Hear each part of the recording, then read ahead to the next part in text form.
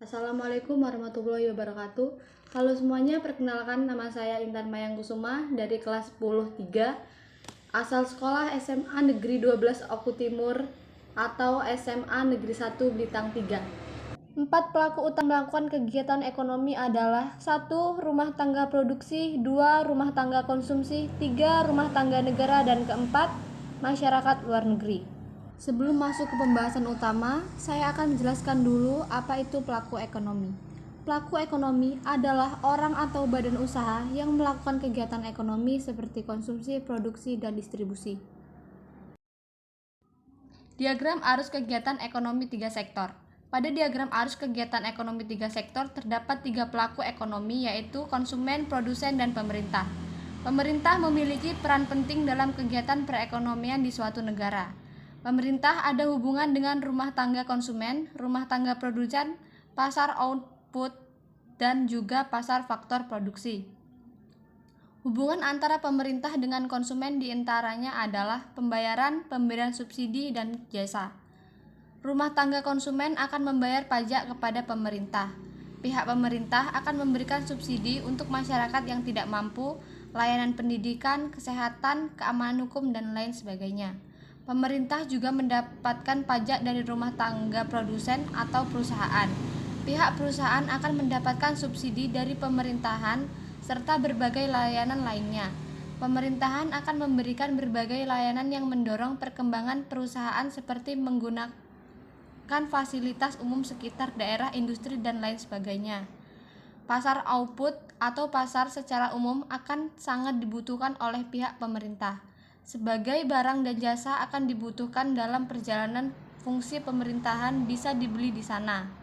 Pemerintah akan membayar untuk mendapatkan berbagai barang seperti mobil, printer, dan kertas untuk digunakan di kantor-kantor. Pihak pemerintah juga membutuhkan faktor produksi untuk menjalankan tugasnya. Pemerintah banyak sekali membutuhkan pekerja untuk dijadikan guru, pegawai, dokter, polisi, dan tentara. Imbalan jasa yang akan diberikan oleh pemerintah biasanya berupa gaji bulanan dan uang pensiun. Diagram arus kegiatan ekonomi 4 sektor. Pada diagram arus kegiatan ekonomi 4 sektor, selain ada konsumen, produsen, dan pemerintah, ada juga masyarakat luar negeri. Peran masyarakat luar negeri ini berkaitan dengan ekspor-impor atau perdagangan internasional. Jenis kegiatan ekonomi yang dilakukan diantaranya berupa ekspor-impor, barang, jasa, serta faktor produksi seperti modal dan tenaga kerja. Ekspor barang dan jasa akan memberikan laba bagi negara penjual. Negara pembeli akan membayar jumlah uang sehingga negara penjual menerima laba. Bagi negara penerima, mereka memang harus membayar, tetapi manfaat yang diperoleh adalah bisa memiliki produk dari negeri lain. Impor barang dan jasa memang membuat negara yang melakukannya harus membayar. Barang dan jasa yang didatangkan dari luar negeri akan digunakan untuk memenuhi berbagai kebutuhan hidup masyarakat. Utamanya adalah barang-barang yang memang tidak bisa diproduksi di negeri. Ekspor dan impor yang dilakukan tidak hanya kegiatan dengan barang dan jasa saja. Kegiatan ekspor dan impor juga berkaitan dengan perpindahan faktor produksi. Utamanya adalah ekspor dan impor pekerja serta modal.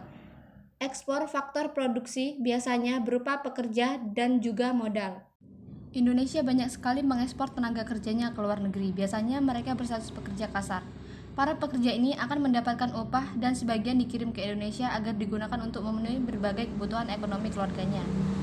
Impor faktor produksi juga banyak dilakukan oleh negara Indonesia. Negara ini mendatangkan para pekerja ahli dari luar negeri dan mereka akan mendapatkan gaji yang tinggi karena kemampuan mereka. Alasan utama pemerintah mendatangkan tenaga kerja asing adalah karena kurangnya SDM berkualitas yang ada di Indonesia. Demikian penjelasan dari saya, semoga bermanfaat dan saya ucapkan terima kasih. Wassalamualaikum warahmatullahi wabarakatuh.